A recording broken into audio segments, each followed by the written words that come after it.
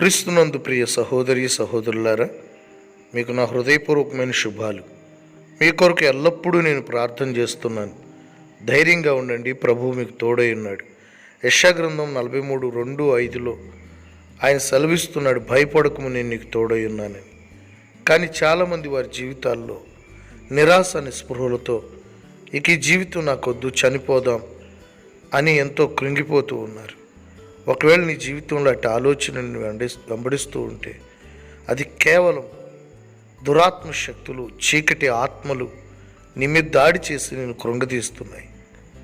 నీ పరిస్థితుల్ని ఆసరాగా చేసుకుని నీ స్థితిగతుల్ని నీ కళ్ళకు చూపించి, ఇదిగో ఇక నీ భర్త మారడు, మూర్ఖుడు, ఇలాగే వేధిస్తూ ఉంటాడు, ఎంతకాలం ఈ వేదనను భరించాలి, నువ్వు చనిపోతే ఒక్క క్షణంలో ఇవన్నీ నీకు దూరం అయిపోతాయి కదా అని అపవాది వ్యర్థమైన మరణకరమైన ఆలోచనలు ఇస్తూ ఉంటాడు. నా ప్రియమైన సహోదరుడా సహోదరి, దయచేసి ఒక్క క్షణం ఆలోచించు.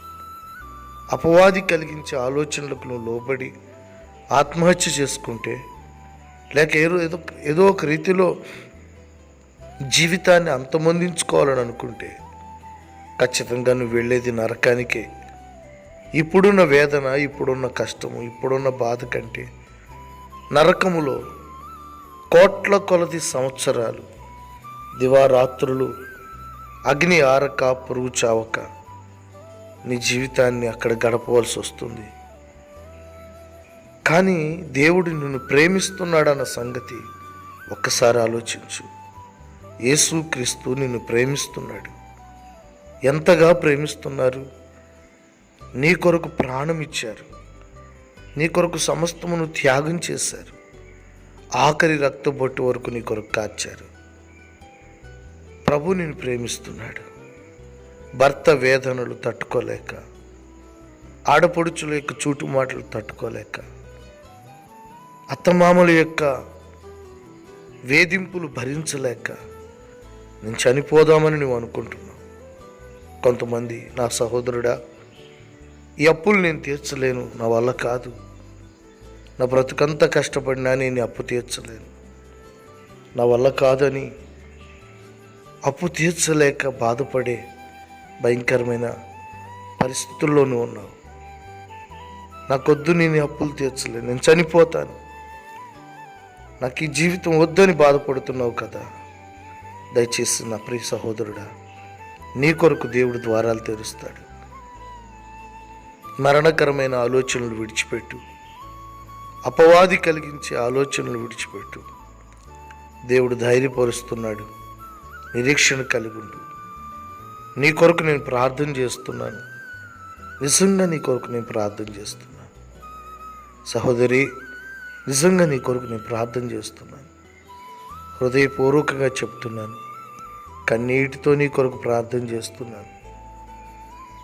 దేవుడు నీ పక్షంగా ఉండి నీకు సహాయం చేస్తాడు. నీ కృంగిపోతూ ఉన్నావా? అధైర్యపడుతున్నావా? బాధపడుతున్నావా? అధైర్యపడకు, ప్రభువు నీకు సహాయం చేస్తాడు. మారని నీ భర్తని దేవుడు మారుస్తాడు. నీ పరిస్థితులు ఎప్పుడూ ఇలాగే ఉండవు. నిశ్చయంగా ప్రభు నిన్ను పైకి లేపుతాడు, జీవితాన్ని ఆదరిస్తాడు.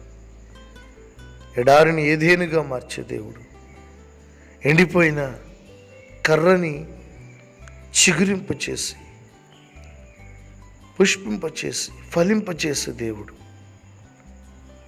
నీచమైన పరిస్థితులు ఘనమైన వాటిగా మారుస్తాడు. నా ప్రభు అయిన యేసుక్రీస్తు నామములో నిన్ను వెంటాడుతున్న చనిపోవాలనిపించే ఆలోచనల నుంచి ఇప్పుడే విడుదల కలుగును గాక. అట్టి దురాత్మని యేసు నామములో బంధిస్తూ ఉన్నాను. అట్టి అపవిత్రాత్మని యేసు నామములో తొలగిపోమని ఆజ్ఞాపిస్తున్నాను. దేవుని ఆత్మ నిన్ను ధైర్యపరచునుగాక, ఆదరించునుగాక. నువ్వు బ్రతికి సాధించాలి, కానీ చనిపోయి సంపాదించేది ఏమీ లేదు. ప్రభు ఎక్కడ తలదించుకున్నావో అక్కడ నిన్ను తలపైకెత్తాడు. ఎక్కడ ఏడుస్తున్నావో అక్కడ నిన్ను సంతోషంతో ఆనందంతో నింపుతాడు. నీ జీవితాన్ని ఘనపరుస్తాడు, బలపరుస్తాడు. ధైర్యంగా ఉండు. ప్రభు నిన్ను బలపరచునుగాక. ఆమేన్.